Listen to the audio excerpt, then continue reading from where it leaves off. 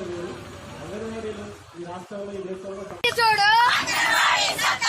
బగబగమంటే సూర్యుని చూడు, అంగన్వాడీ సత్తా చూడు, అంగన్వాడీ సత్తా చూడు, అంగన్వాడీ సత్తా చూడు. వర్ధిల్లాలి anganwadi workers and helpers union, వర్ధిల్లాలి anganwadi workers and helpers union. సచివాలయానికి ఒక ఇన్ఛార్జ్ గా పెట్టి మొత్తం టౌన్ లోను రూరల్ లోను నియోజకవర్గంలో మొత్తం అన్ని సెంటర్స్ కూడా 1 by 1 పగలగొట్టుకుంటూ వస్తున్నటువంటి పరిస్థితి ఉంది. కొన్ని ప్రాంతాల్లో పిల్లలు కానిటువంటి వాళ్ళు కూడా ఒళ్ళో కూర్చోబెట్టుకుని భోజనాలు తినిపిస్తున్నట్టు పేపర్లో కూడా, సోషల్ మీడియాలో మన గ్రూపుల్లో కూడా ఫోటోలు పెట్టారు. మరి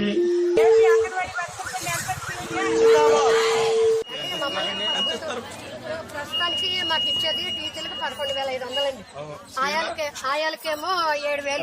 బేసిక్ కన్సల్ట్ కాదు, బేసిక్ అలా ఇవ్వట్లేదు. అవునండి, అవును, డిఏ లేదండి. కన్సల్ట్ 26,000 కనీస వేతనం ఇమ్మంటున్నాం. ఏమీ లేదండి, పిఎఫ్ లేదు, గ్రాడ్యుయేట్ లేదు, ఈఎస్ఐ లేదు, ఏమీ లేవండి. అడుపుతుంటామండి ఇదే ప్రభుత్వం ఉంటే.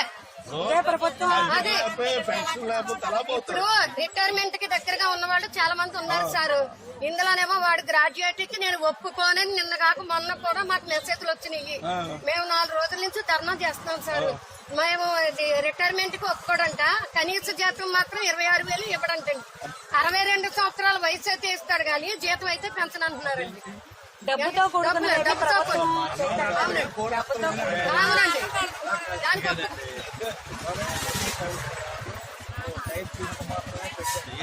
అవునండి పెట్టారు. రావట్లేదు, ఇవ్వని అంటున్నారండి, ఇవ్వనని కూడా అంటున్నారు.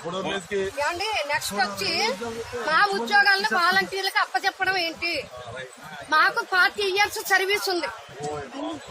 40 years ICDS స్థాపించే 45 years అవుతుంది. నాకు జాబ్ వచ్చి 17 years అవుతుంది. ఈ రోజు వరకు కూడా మాకు ఇటువంటి రాజకీయం కానీ ఇటువంటి పద్ధతులు కానీ పనులు కానీ ఎప్పుడు తెలియదండి. మేము ధర్నాలో కూర్చున్న తర్వాత మా సెంటర్కి వెళ్లి మా సెంటర్ తాళాల బద్దలు కొట్టి పిల్లల్ని వాలంటీర్లకి చెప్పి పిల్లల్ని తెచ్చేయమని వాలంటీర్లు వండి పెట్టేమంటున్నారండి.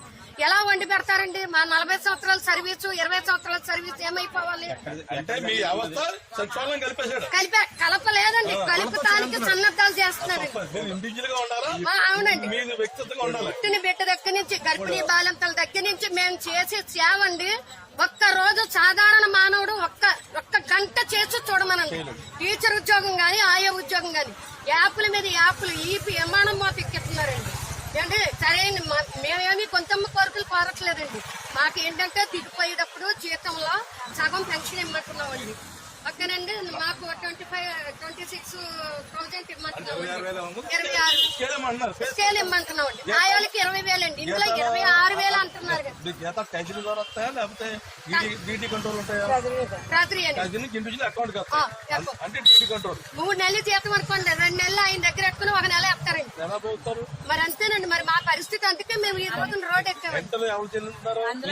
మేమే కడతామండి, రెంట్ లో రెంట్ పెట్టుబడి మేమేనండి. టీచర్లే 11,500లో పెట్టుబడి అయిపోతుందండి.